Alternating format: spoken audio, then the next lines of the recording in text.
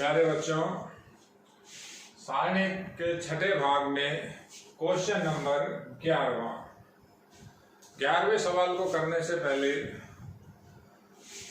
मैं आपको ऐसा कुछ बतलाना चाहता हूँ, उससे आप थोड़ा सुनिए, समझिए।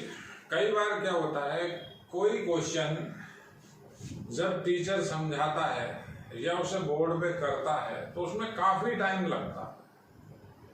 तो बच्चा के माइंड में या बच्चा ये सोचता है कि सर इतना टाइम लग रहा है, इतना बड़ा क्वेश्चन है, अगर हम उसे सेल्फ कॉपी में करके देखें या आप करेंगे तो वो इतना टाइम नहीं लेगा, 5 मिनट 6 मिनट में कंप्लीट हो जाएगा।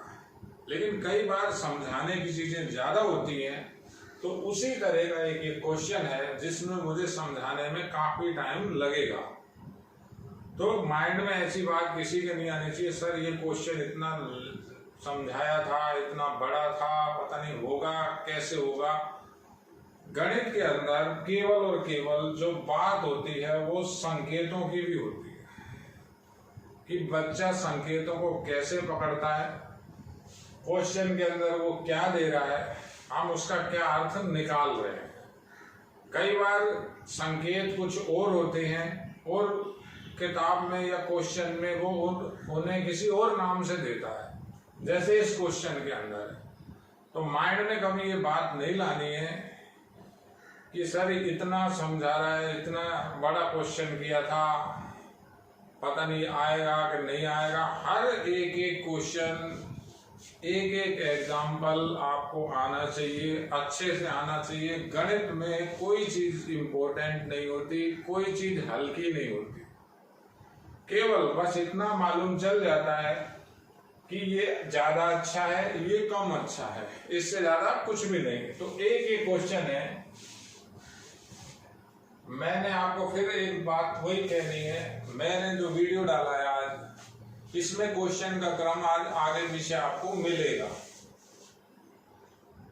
तो क्वेश्चन नंबर 11 की बात करते हैं। कहता है एक सारणी दे रखा है डेल्टा। तो सारणी में आप देखिए, डेल्टा के अंदर जितने भी मेंबर हैं सारे के सारे स्मॉल लेटर के अंदर दिए हुए, A1 A2 A3 B1 B2 B3 C1 C2 C3, सारे के सारे स्मॉल लेटर के अंदर। कहता है इस सारणी में capital A1 capital B1 capital C1 आदि ये जितने भी हैं सभी क्रमशः इन अवयव स्मॉल A1 B1 C1 के सहखंड हों तो सिद्ध कीजिए डेल्टा स्क्वायर बराबर उसी क्रम में उनके सहखंडों से बना हुआ सारणी। तो स्मॉल लेटर और कैपिटल लेटर को क्लियर लिखना है। अच्छे से इस क्वेश्चन की चर्चा करेंगे। थोड़ा सा लीक से हटके क्वेश्चन है, समझने की कोशिश कीजिए, इसमें कोई प्रॉब्लम नहीं आएगी। कैसे करेंगे, मैं थोड़ी सी आपको पुरानी बात रिकॉल करता हूं, तभी आप ये क्वेश्चन समझ पाएंगे। मैंने इस तरह से बताया था कि कोई भी सारणी अगर मानक रूप A11 12 13 21 22 23 31 32 33 इस फॉर्म में लिखा हुआ हो, अगर आपको लगे अक्षर छोटे दिख रहे हैं, आप अपनी स्क्रीन को बड़ा कर सकते हैं। हर तरह की फैसिलिटी फोन में है। मेरे लिए इससे बड़ा लिखना पॉसिबल नहीं है, क्योंकि जो बोर्ड की लेंथ है ये प्रॉपर है और ये क्वेश्चन पूरे एक पेज में जाएगा। तो अच्छे से आप समझिए। यहाँ पर आ गए तो इसे आप बड़ा करिए, देखिए आपको सब दिखेगा। तो ये मानक रूप है। अब उसने क्या किया है, इस तरह का मानक रूप तो दिया नहीं, उसने क्या चेंज कर दिया, A1 A2 A3, जैसे यहाँ A11 A21 A31 होता है। और अगर हम इसके सहखंड कहें तो जैसे इस A11 का सहखंड होता है कैपिटल A11, इस A32 का सहखंड होता है कैपिटल A32। ऐसी बात,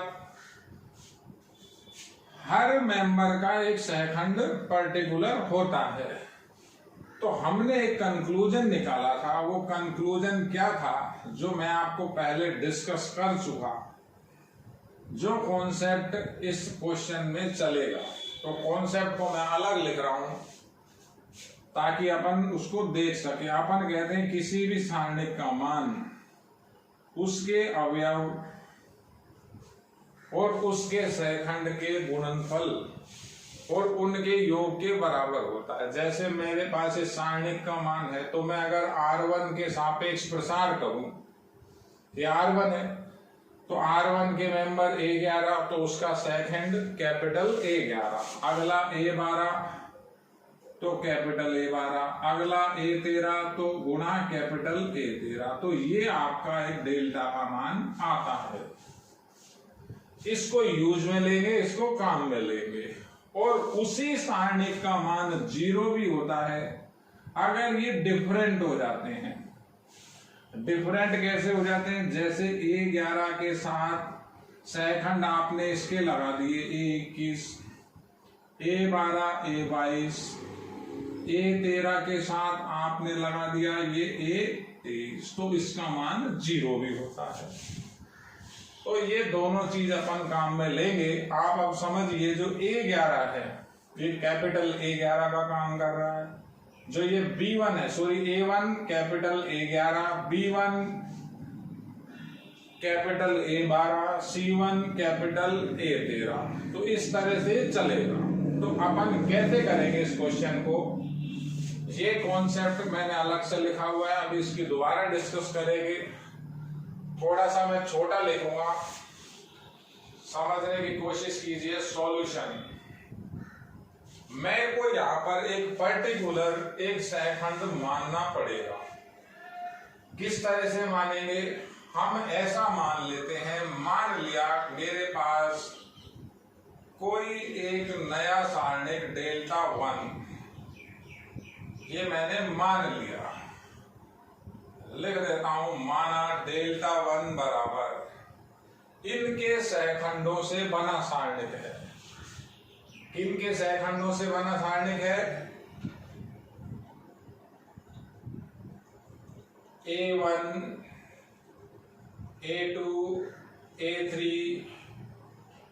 B1, B2, B3, C1, C2, C3।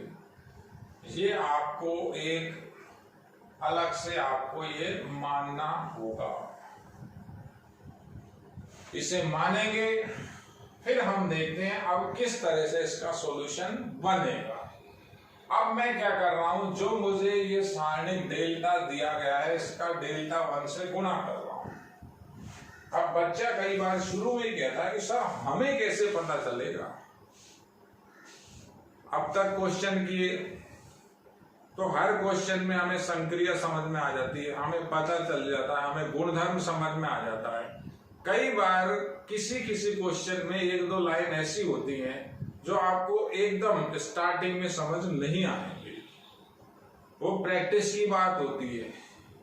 इसीलिए कई टीचर ऐसे क्वेश्चन को कह देते हैं कि बेटा ये इंपॉर्टेंट है, आपकी प्रैक्टिस रहेगी तो आप इसको रिकॉल कर लोगे।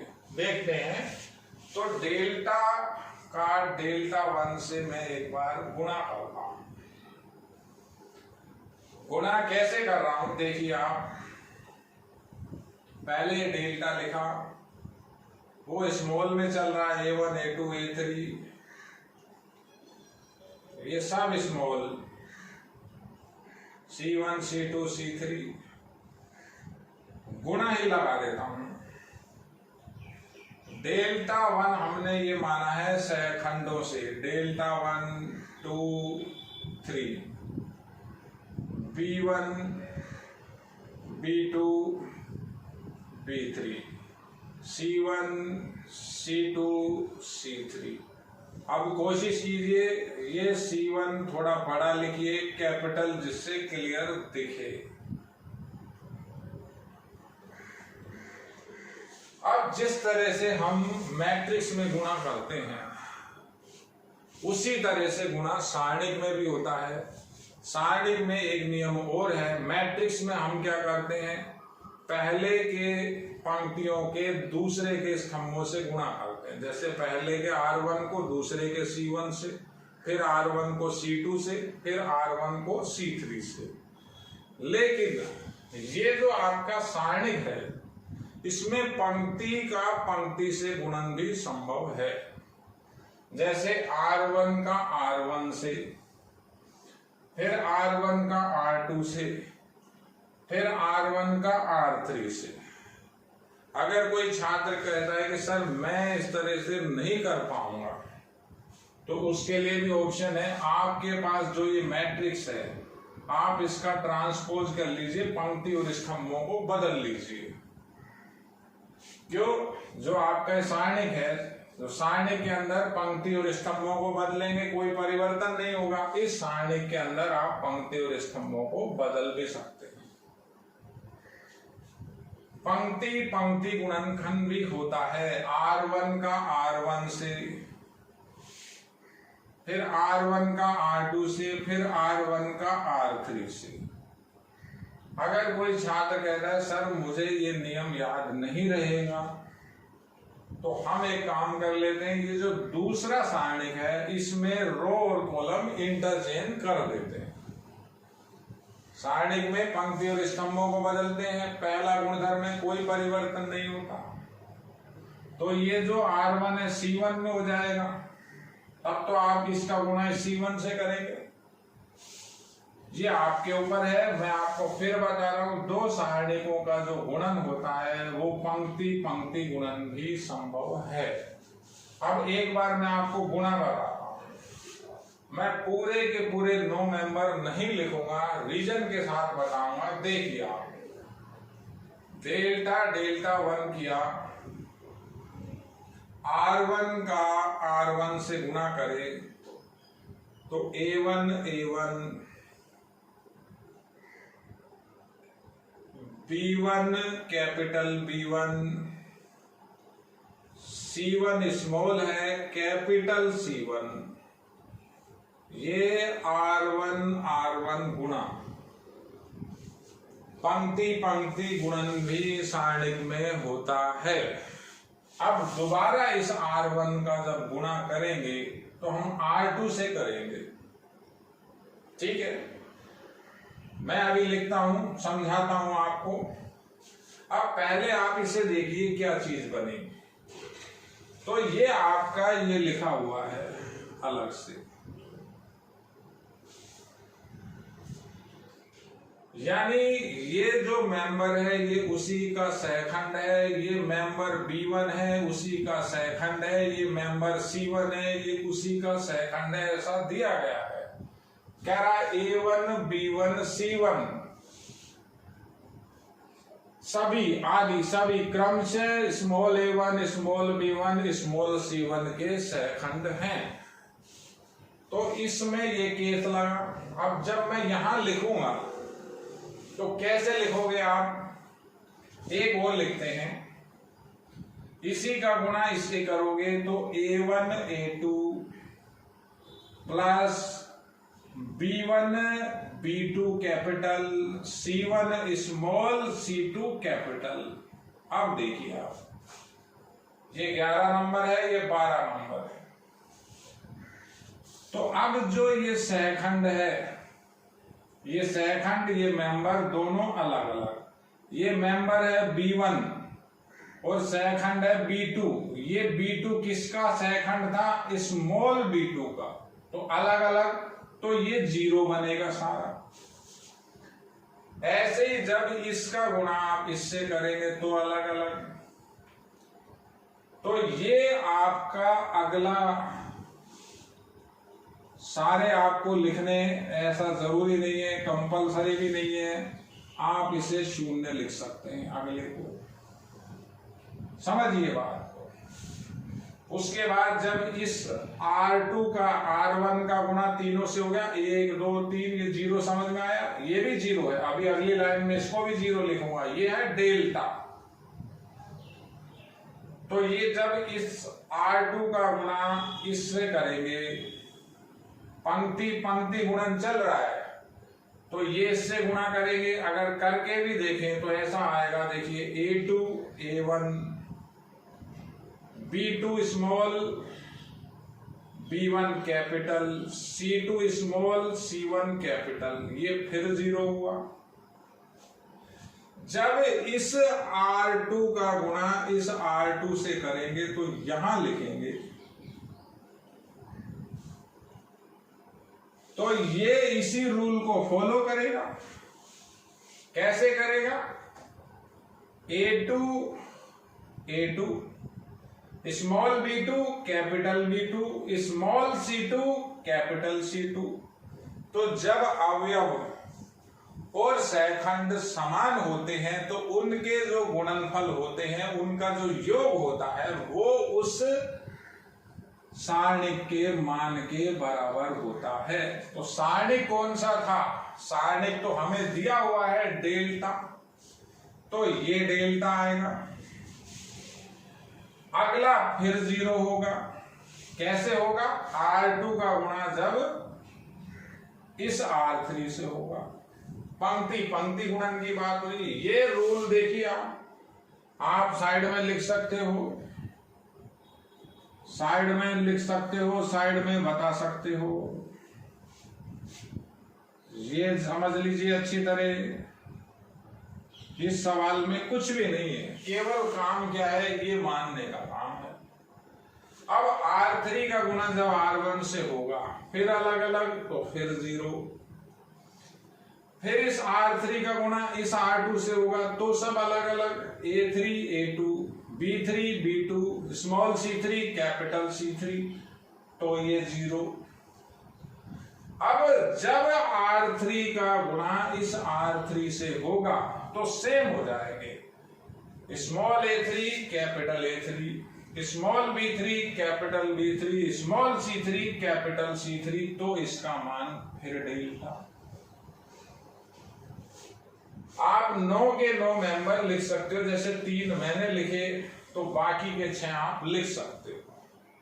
और अगर आपको लगता है वहां हमें समय का अभाव है तो आप ये भी छोड़ सकते हो, इसमें कोई नंबर आपका नहीं कटेगा। तो मेरे पास डेल्टा 1 की जो वैल्यू आई, मैं उसको ऐसा लिख रहा हूं, ये डेल्टा बना, ये 0 ये 0 ये 0 ये डेल्टा, ये 0 ये 0 ये 0 और ये डेल्टा। अब समझिए आप अच्छे से समझिए।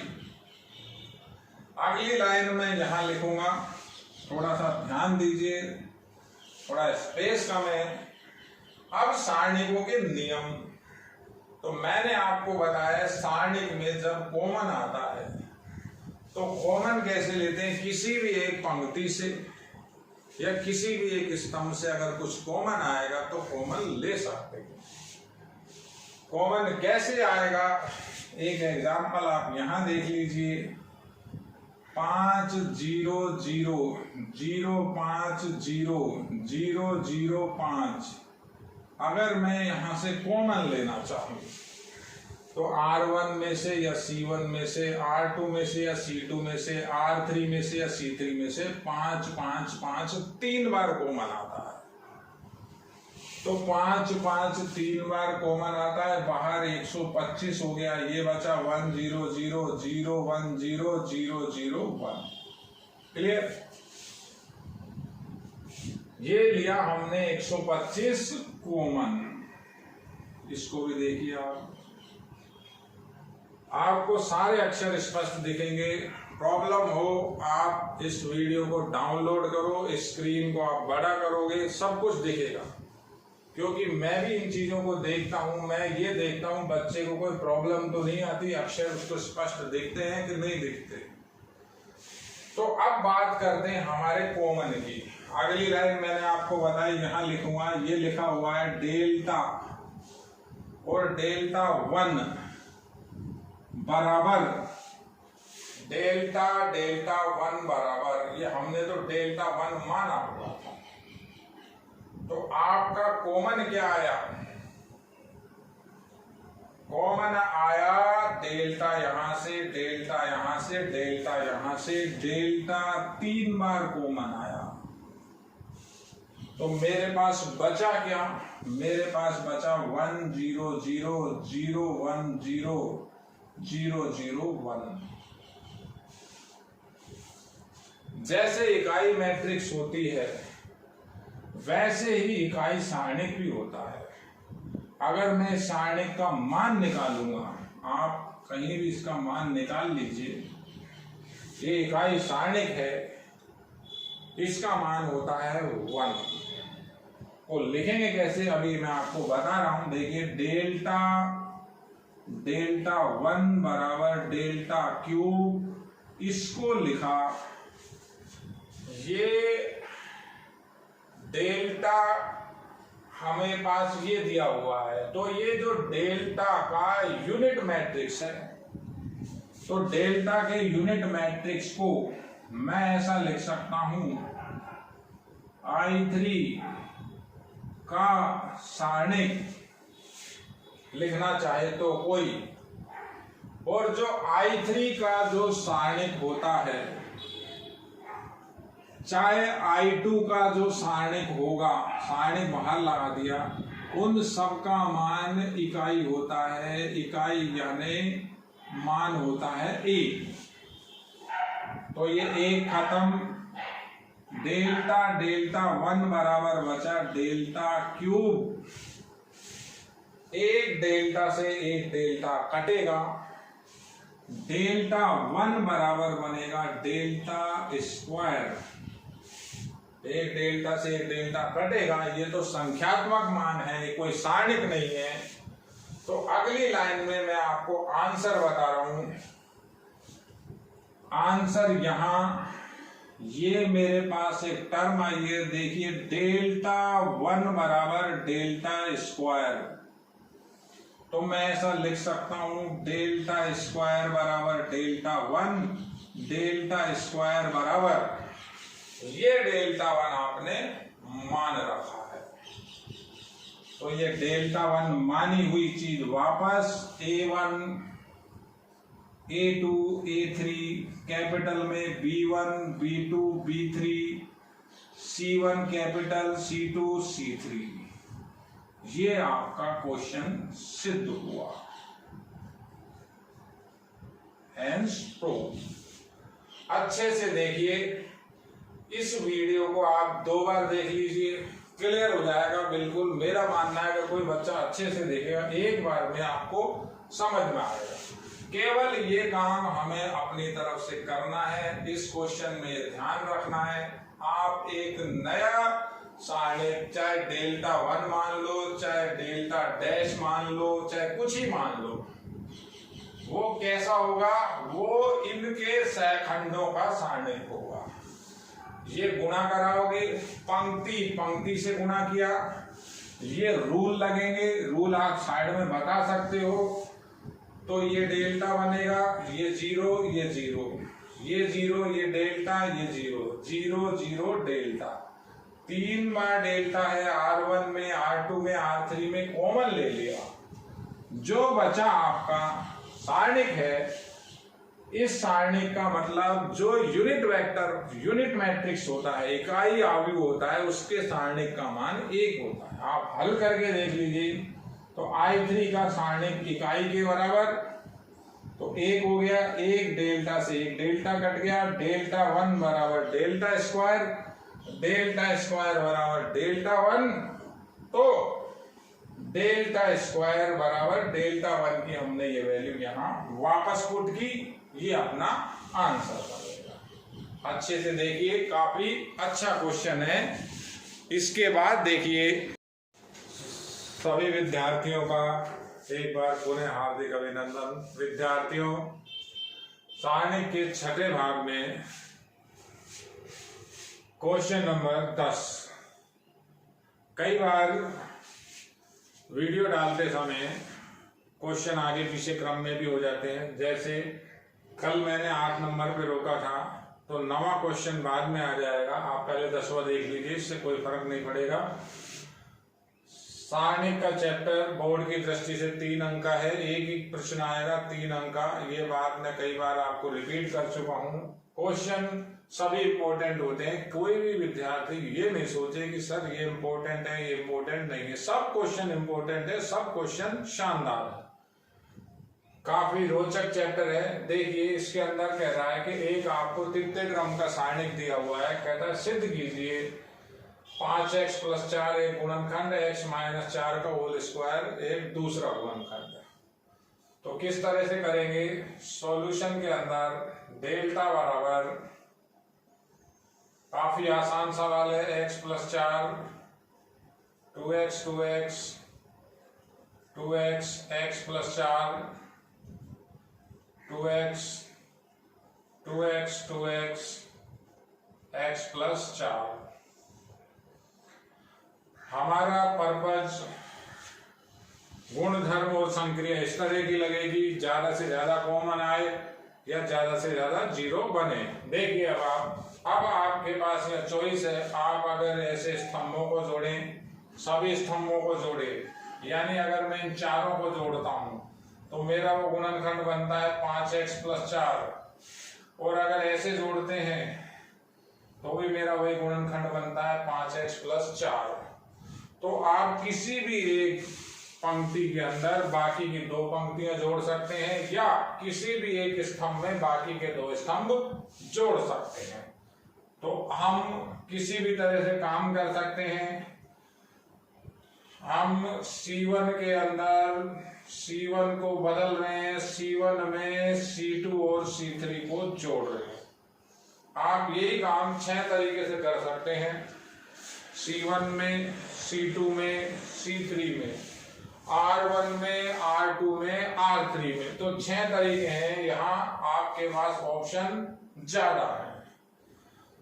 तो C1 में जब मैं ये C2 और C3 को लाकर जोड़ूंगा तो C1 के सारे मेंबर इस तरह से हो जाएंगे 5x + 4 5x + 4 and again 5x + 4।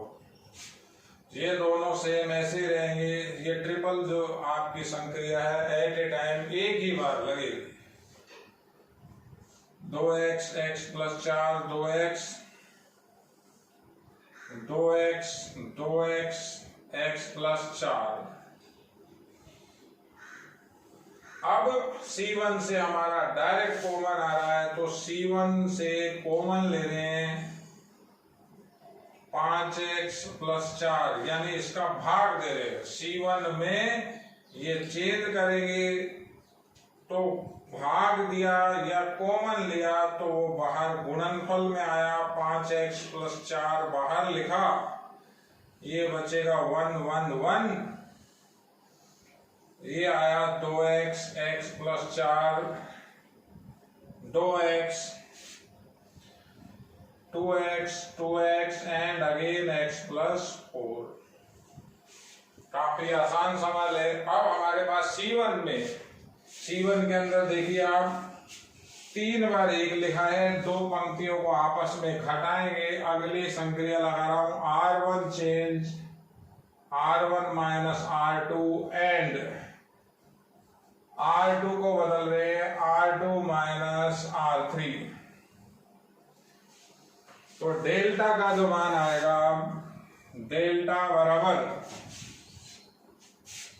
5x + 4 तो बाहर कॉमन घटाइए, देखिए R1 - R2 करें तो ये 0 बना।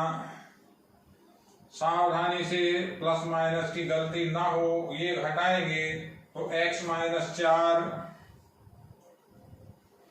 और यहां से इसको घटाएंगे तो अगेन एक और 0। ये R1 में संक्रिया लगाई, ऐसे R2 में लगाएंगे, ये घटाएंगे 0।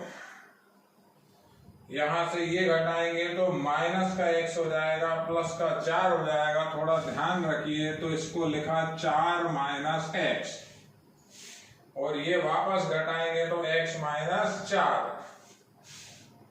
x - 4।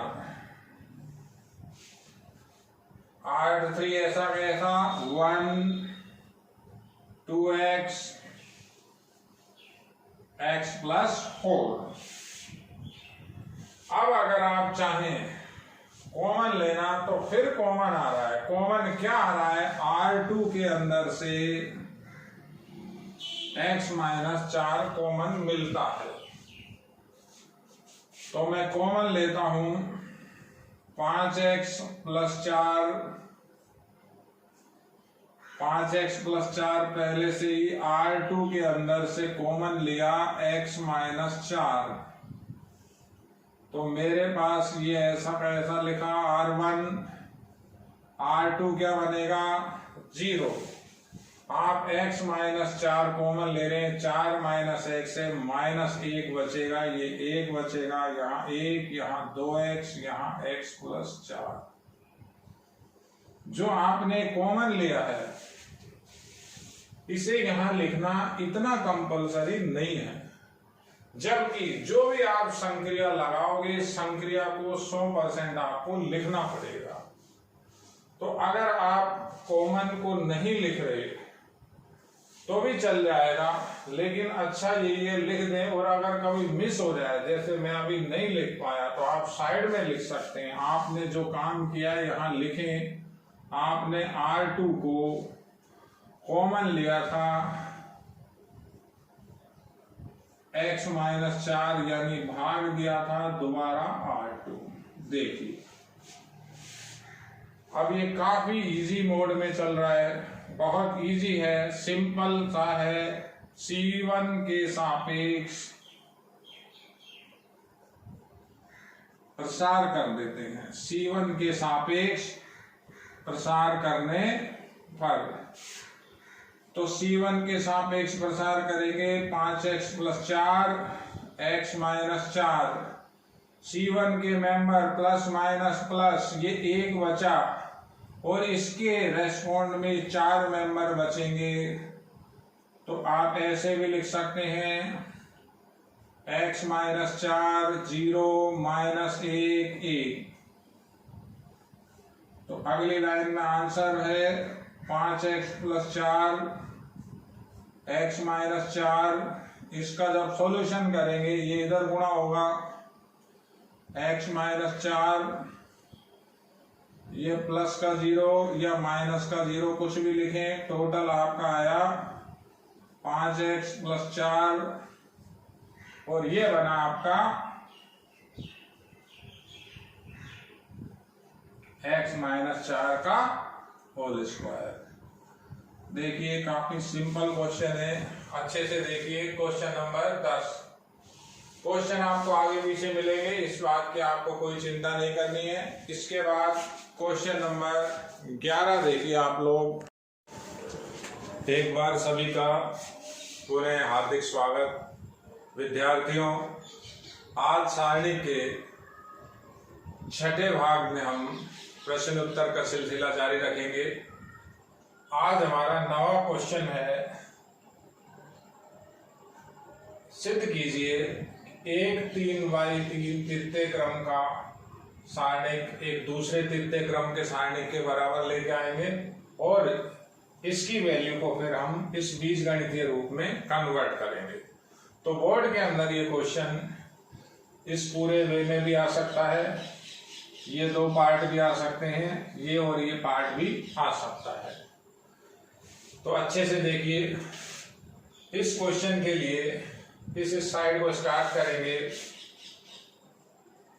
सॉल्यूशन के अंदर डेल्टा बराबर मेरे पास C1 के अंदर x स्क्वायर yz, C2 के अंदर y स्क्वायर zx, C3 के अंदर z स्क्वायर xy। देखिए अब किस तरह से हम इस सारणिक की फॉर्मेट चेंज करेंगे, यानी पहले इसे तृतीय क्रम के इस सारणिक को इस रूप में परिवर्तित करना होगा। तो किस तरह से किया जाए अपन यहां देखें एक बार। तो जो ये हमारा R3 है, R3 के अंदर मेंबर जो डबलिंग के अंदर है yz, zx, xy, और यहां पर किसी तरह की कोई डबलिंग नहीं है। तो हम इसमें क्या चेंज कर रहे हैं आप अच्छे से देखिए। अगर मैं C1 को, ये सारे C1 को x से गुणा करता हूं तो ये x स्क्वायर x क्यूब, यहाँ XYZ। इस C2 को y से गुणा करें तो y स्क्वायर y क्यूब, फिर यहाँ XYZ। इस C3 को अगर हम z से गुणा करें तो z स्क्वायर z क्यूब, यहाँ अगेन XYZ। तो ये जो R3 है इसके सभी मेंबर XYZ बन जाएंगे। R3 के सभी मेंबर जब XYZ की फॉर्म में आ जाएंगे, तीनों मेंबर XYZ की फॉर्म में आ जाएंगे, तो ये XYZ को हम कॉमन ले सकते हैं। तो किस तरह से करेंगे हम, देखिए आप C1 को गुणा कर रहे हैं हम XC1 से, C2 को गुणा कर रहे हैं हम YC2 से, और C3 को हम गुणा कर रहे हैं Z से, तो लिखा C3 चेंज टू ZC3। कल एक छात्र ने मुझसे प्रश्न किया था कि सर ये तीन संक्रिया आप एक साथ क्यों लगा रहे हो, आपने मना किया था।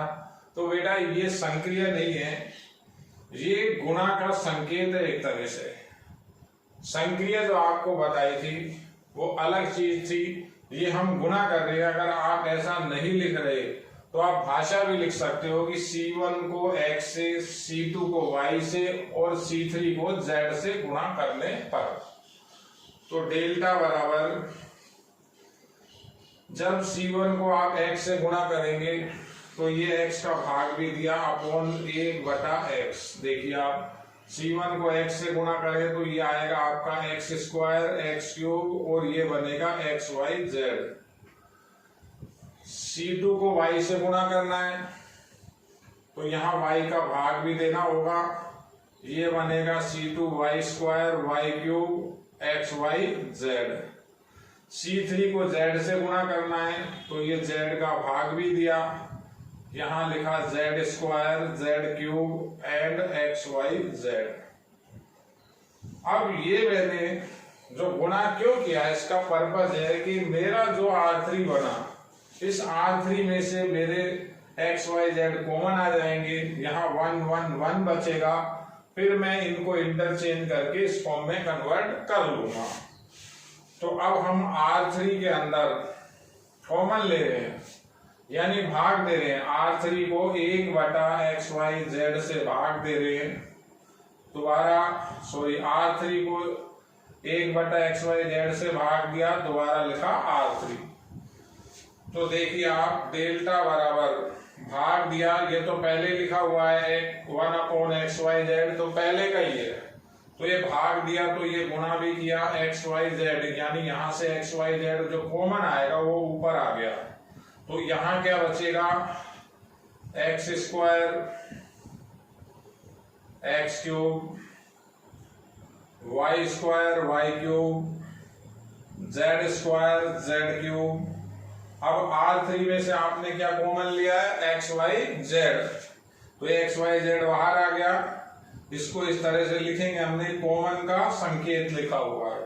तो XYZ कॉमन आया, किसी भी एक पंक्ति या किसी भी एक स्तंभ से कॉमन आ सकता है, कॉमन बाहर आ गया, यहाँ बचा 1 1 एंड अगेन 1, ये कैंसिल हो जाएगा। तो मेरे पास जो डेल्टा बचेगा वो डेल्टा की वैल्यू आपकी, मैं इसे हटा रहा हूं बेटा, थोड़ा देख लेना। डेल्टा बराबर मेरी अभी जो फॉर्म आई एक बार वहां लिख रहा हूं, ये कैंसिल हो गया। आपको इस तरह से किसी तरह से निशान लगा के वहां काटना नहीं है। तो आपका बना x square x cube 1, y square y cube 1, z square z cube और 1। देखिए आप, ये ऊपर अपना क्वेश्चन चल रहा है। अब हमें इस डेल्टा की वैल्यू, डेल्टा मानी हुई है, हमें इसको इस फॉर्म में चेंज करना है। तो इनमें डिफरेंस देखें, कल भी एक ऐसे ही सवाल किया था। सबसे पहले मुझे जो ये R1 है, इसे जो ये मेरे पास R3 है, इसे मुझे R1 में भेजना होगा, क्योंकि R1 में लिखा हुआ है 1 1 1। तो सबसे पहले ये दोनों इंटरचेंज करेंगे, इंटरचेंज का सिंबल लगाएंगे। R1 को इंटरचेंज कर रहा हूं R3 से, R3 को इंटरचेंज R1 से, इंटरचेंज करते हैं। साइड एक का चिन्ह माइनस का, 1 1 1 ऊपर, x square y square z square नीचे तीसरी पंक्ति में, और द्वितीय पंक्ति as it is x cube y cube और z क्यूब। अब फर्क देखें। अब अगर एक बार इन दोनों को इंटरचेंज कर दें, R2 को और R3 को, तो प्रूव हो जाएगा। तो एक माइनस और आएगा, लिखेंगे R2 इंटरचेंज R3, R2 और R3 को इंटरचेंज करेंगे तो एक माइनस और, तो डेल्टा की वैल्यू बनी आपकी finally 1 1 1 x square y square z square x cube y cube and z cube. तो ये पहला पार्ट तो प्रूव हो गया। इस तृतीय क्रम से हम इस तृतीय क्रम को प्राप्त कर चुके। ये पहला पार्ट हुआ, एक ये पार्ट प्रूव। इसी के आगे अब आपको इस सारणी का मान ये सिद्ध करना होगा। तो किस तरह से करेंगे, आपको पहले भी बताया था। अगर किसी भी एक पंक्ति या किसी भी एक स्तंभ के सभी अवयव इकाई हो तो आपस में कैसे घटाएंगे। अब घटाने की बात, तो आप स्तंभों को घटाओगे। तो मैं स्तंभों को घटाने की संक्रिया फिर लिख रहा हूं। देखिए, आप C1 को चेंज करेंगे C1 माइनस C2 और C2 को चेंज करेंगे C2 माइनस C3। देखिए, संक्रिया की बात है। मैंने एक टाइम में 2 ही संक्रिया लगाई है। ये संक्रिया नहीं थी, एज इट इज हमने ये जो लिखा था यहाँ गुणा किया था। जो 3 लिखे थे, एक और रह गया तो मैंने हटा दिया था। एक बार में 2 से ज्यादा संक्रिया आपकी नहीं लगेंगी। तो डेल्टा की वैल्यू जब आएगी, वो डेल्टा की वैल्यू क्या होगी, 0 C1 माइनस C2 कर रहे हैं, x square minus y square x cube minus y cube. यहां देखिए, ये किया 0, ये y square minus z square y cube minus z cube, ये C3 1 Z square Z cube, ऐसा का ऐसा लिखा। अच्छे से देखिए एक बार। अब हमें यहाँ 2 अलजेब्रा के फॉर्मूले लगाने होंगे। वो फॉर्मूले आप बीच में भी लिख सकते हैं, एक बॉक्स बना के आप उन फॉर्मूलों को भी बता सकते हो। जैसे पहला फॉर्मूला होता है alpha square minus beta square की value alpha minus beta alpha plus beta. दूसरा फॉर्मूला होगा alpha cube minus beta cube alpha minus beta alpha square plus alpha beta plus beta square. तो ये फॉर्मूले यहां 4 जगह लग रहे हैं। अच्छे से देखिए आप। मैं फॉर्मूले यहां नहीं लिखूंगा, मैं कॉमन लूंगा। अब आप बात को समझिए। ये जो मेरा C1 है, तो C1 के अंदर, इन दोनों के अंदर अगर हम फॉर्मूले लगाएंगे तो C1 से मेरा x माइनस वाई, जैसे अल्फा माइनस बीटा यहाँ लिखा हुआ है, तो x माइनस वाई C1 से कॉमन आएगा, और C2 से जब मैं कॉमन लूंगा तो y माइनस जेड और y माइनस जेड C2 से कॉमन आएगा। क्लियर। तो इस तरह से अब कॉमन लेना है आपको। कहां से, C1 से। तो कॉमन की मैं बात यहां नीचे आगे यहां लिख रहा हूं। C1 को भाग दे रहे 1 अपॉन x माइनस वाई लिखा C1, और C2 को भाग दे रहे हैं या कॉमन ले रहे हैं, एक ही बात है। किससे भाग दे रहे हैं, y माइनस जेड से। तो लिखा 1/y माइनस जेड C2। अच्छे से देखिए। तो जो डेल्टा की वैल्यू होगी, थोड़ा सा अच्छे से देखना सभी छात्र, जो डेल्टा की वैल्यू मेरी बनेगी वो किस तरह से बनेगी। आप भाग देंगे C1 में x माइनस वाई का, तो गुणा भी करना होगा, x माइनस वाई से गुणा किया, अब भाग दिया, 0 में भाग गया, कोई फर्क नहीं पड़ा, इसमें भाग दिया तो ये लिखा हुआ था जब भाग देंगे अल्फा माइनस बीटा से अल्फा माइनस बीटा कट जाएगा, अल्फा प्लस बीटा बचेगा, तो यहाँ क्या बचेगा x प्लस वाई, तो ये 0 बचा, ये बचा x plus y, x cube minus y cube के गुणनखंड उस तरह से लिखेंगे तो x माइनस वाई कैंसिल, क्या बचेगा आपका x square plus x y plus y square. C1 देखिए आप, सेम इसी तरह से C2 बनेगा, C2 क्या हो जाएगा 0 y plus z y square y z z square. ऐसा C3 एज इट इज यूं का यूं, C3 क्या हुआ 1 जेड स्क्वायर और जेड क्यूब। तो मेरे पास R1 में 2 शून्य है, अब या तो अभी कॉमन ले, अभी कुछ भी कॉमन नहीं आएगा, तो मैं R1 के सापेक्ष अगर प्रसार करता हूं, यहां एक कॉमन हो रहा था डेल्टा बराबर x माइनस वाई, ये भाग यहां दिया था, तो y माइनस जेड भी कॉमन था, वो लिखा नहीं, y माइनस जेड, तो 2 0 लगातार। तो अगर प्रसार करते हैं R1 के सापेक्ष, ये 0 ये 0, ये 4 मेंबर आपके बचेंगे, तो लिखा R1 के सापेक्ष, R1 के सापेक्ष प्रसार करने पर, देखिए विद्यार्थियों अच्छे से देखिए, इसके बाद मैं एक बार यहां पुनः लिखूंगा, किसी भी वीडियो लेक्चर को आप पॉज करके भी देख सकते हैं, दोबारा भी देख सकते हैं, आप नोट से भी देख सकते हैं।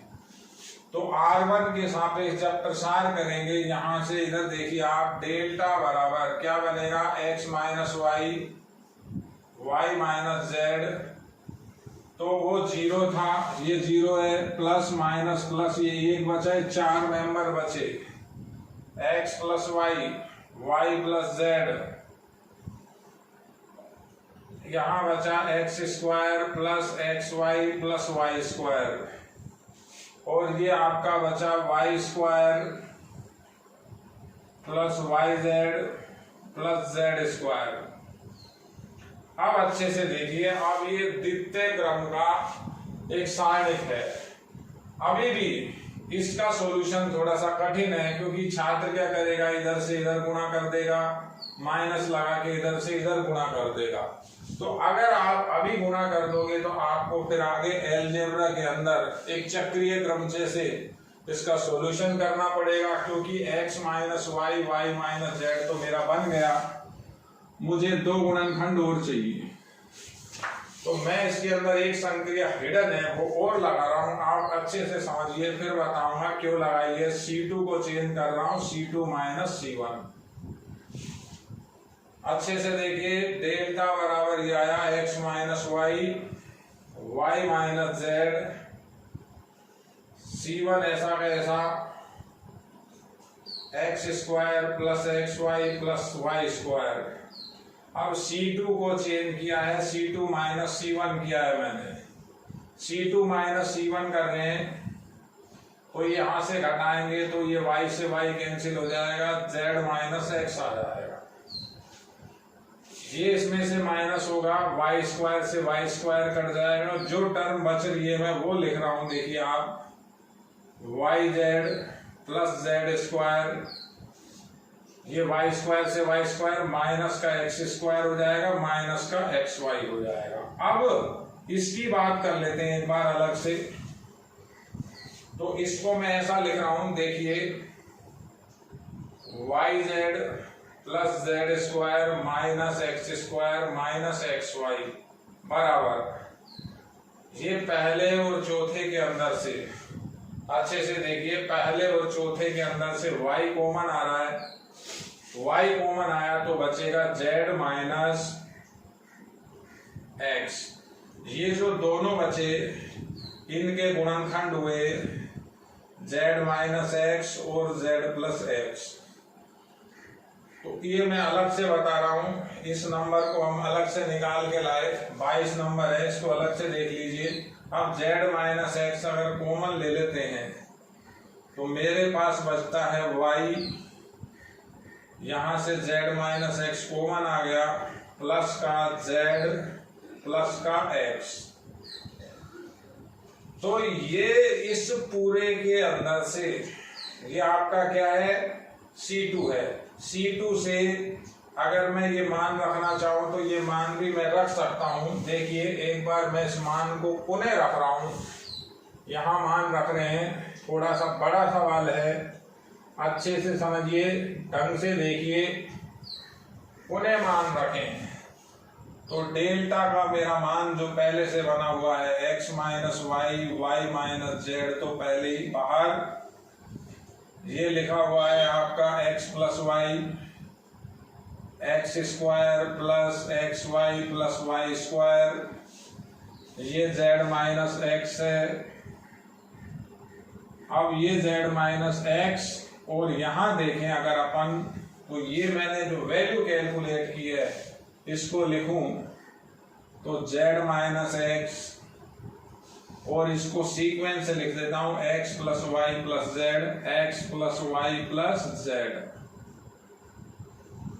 तो अपने देखिए एक बार छात्रों, C2 से z माइनस एक्स पुनः कॉमन आ रहा है, कैलकुलेशन थोड़ी सी आसान हो जाएगी। तो डेल्टा बराबर, इसको लिख भी सकते हैं आप, क्या लिखेंगे, C2 को कॉमन लिया, 1 अपॉन, कॉमन लेंगे तो 1 अपॉन में लिखेंगे, यानी आप भाग दे रहे हैं z माइनस एक्स C2। तो आपके पास जो डेल्टा बचा वो हुआ x minus y, y minus z, ये भाग दे रहे हैं तो इधर गुणा, यानी कॉमन लिया आपने, तो ये कॉमन इस तरह से लिख सकते हैं z माइनस एक्स। अब C2 के अंदर आपका क्या बचेगा, C2 के अंदर क्या बचेगा आपका, C2 के अंदर हमारे पास क्या बचना चाहिए, एक यहाँ बचेगा x plus y plus z, ये C2 बना, C1 लिखा हुआ है x plus y, x square plus x y plus y square. देखिए आप लोग अच्छे से, ये जो हिडन एक संक्रिया थी ये इसलिए लगाइए, अगर आप वही द्वितीय क्रम को सरल करेंगे तो थोड़ा सा लंबा हो जाएगा।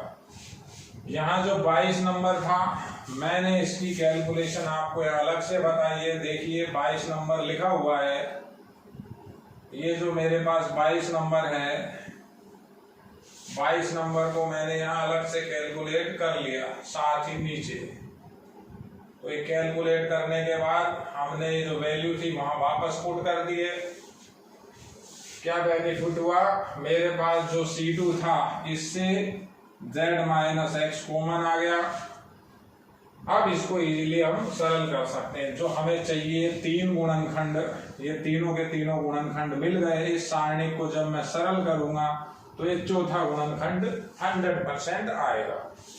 तो डेल्टा की वैल्यू आई x minus y, y minus z, z minus x. अब इसका सॉल्यूशन, ये इधर गुणा होगा, x प्लस वाई का गुणा करेंगे x plus y plus z से, माइनस लगाएंगे, उधर गुणा होगा, तो उधर जब गुणा करोगे आप सारे नेगेटिव हो जाएंगे, minus x square minus x y minus y square. Delta बराबर, केवल थोड़ा सा सरल करना है, y minus x minus y, y minus z, z minus x. देखिए आप गुणा कर रहा हूं, केवल x square plus x y plus z x plus x y, ये वापस गुणा, पहले 3x का एक्स स्क्वायर एक्स वाई और z x x y y square और वापस Y Z minus x square minus x y minus y square. काटेंगे किसी को भी नहीं, देखेंगे केवल, देखिए वाई स्क्वायर से वाई स्क्वायर कैंसिल हो जाएगा, एक्स स्क्वायर से एक्स स्क्वायर कैंसिल हो जाएगा और एक एक्स वाई से एक एक्स वाई कैंसिल हो जाएगा। तो हमारे पास आंसर आया x minus y, y minus z, z minus x. अब आंसर को मैं वो सीक्वेंस में लिख रहा हूं, देखिए एक्स वाई ये रहा, प्लस का वाई जेड ये रहा और प्लस का जेड एक्स ये रहा। ये जेड एक्स है, ये जेड एक्स है। बाकी के सब कट चुके जिनके ऊपर मैंने डॉट लगा रखा है, आप अच्छे से देखिए। ये इस सारणी का सॉल्यूशन हुआ है। तो इसे भी अच्छे से देखिए। ये जो क्वेश्चन है आपका किस तरह से आ सकता है, ये दोनों पार्ट आ सकते हैं। ये देगा ये सिद्ध करवाएगा, ये देगा ये सिद्ध करवाएगा, या पहला देगा इस पूरे को ही सिद्ध करवाएगा। तो किसी भी तरीके से तीन तरह से क्वेश्चन आ सकता है। बोर्ड की दृष्टि से ये काफी अच्छा और इम्पोर्टेंट क्वेश्चन है, आप लोग इसे अच्छे से देखिए। इसके बाद छात्रों देखिए क्वेश्चन नंबर 10।